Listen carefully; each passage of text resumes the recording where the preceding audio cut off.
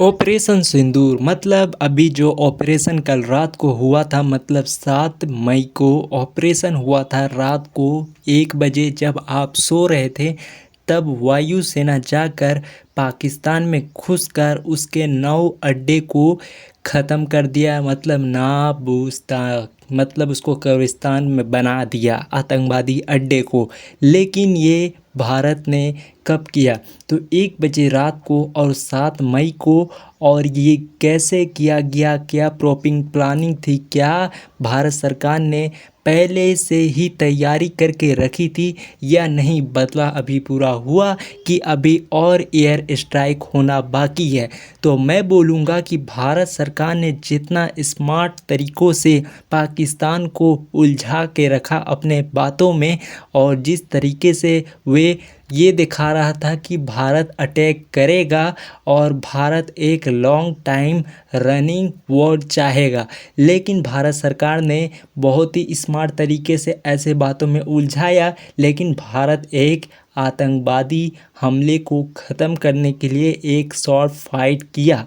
लेकिन भारत को ऐसा कुछ नहीं करना है कि वे लॉन्ग फाइट में उलझे और चाइना जैसी कंट्री और तरह तरह के जो दुश्मन कंट्री है वे इंडिया में हमला के लिए तैयारी करें। इस कारण भारत ऐसे कोई लॉन्ग रनिंग गेम नहीं खेलना चाहता है।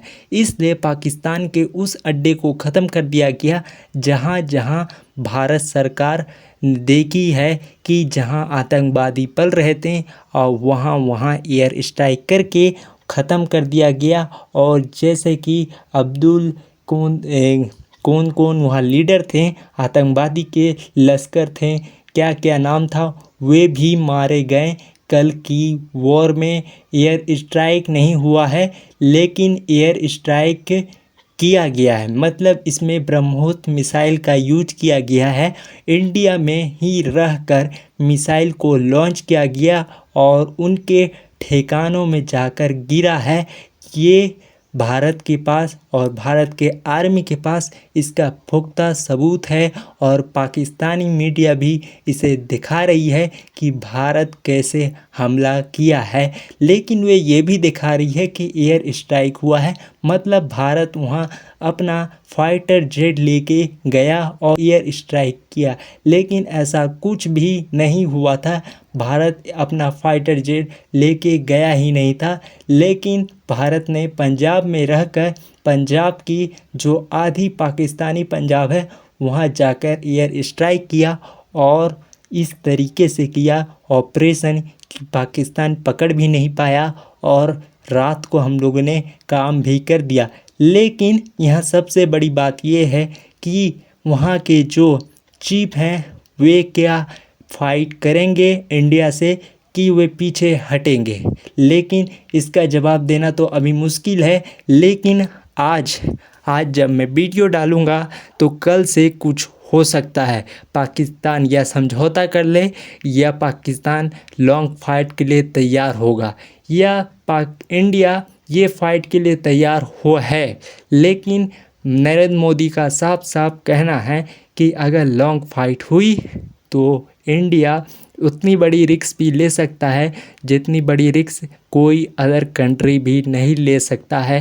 क्योंकि अभी नरेंद्र मोदी को सपोर्ट करने के लिए रसिया, चाइना, तुर्की, अफ़गानिस्तान, तरह तरह की कंट्री भी हैं, और यहाँ तक चाइना को भी सपोर्ट करना पड़ेगा।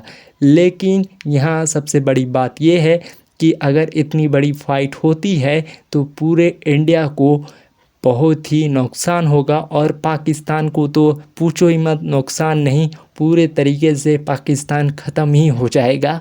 और पाकिस्तान जिस तरीके से ख़त्म होगा उस तरीके से पूरे पाकिस्तान में इंडियन आर्मी का कब्ज़ा भी हो जाएगा।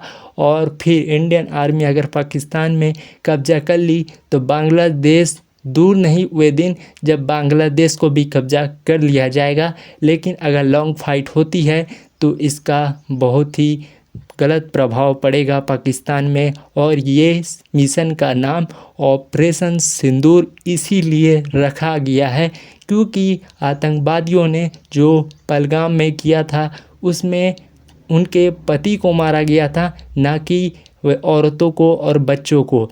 इसलिए इनके लिए ये बहुत बड़ी रिस्क इंडियन आर्मी ने ली है और अभी तो फाइट बाकी है, क्योंकि उन्होंने ट्वीट करके बता दिया, क्योंकि ये अभी ट्रेलर है, अभी पिक्चर तो देखी ही नहीं है। मतलब अभी पाकिस्तान को अभी और ठिकाने भी मिलेंगे।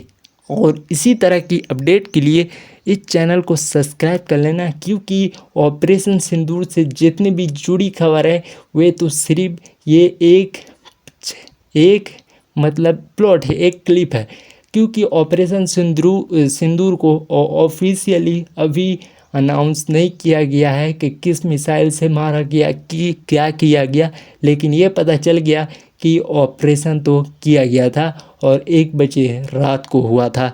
तो कैसी लगी ये अपडेट बताना मुझे।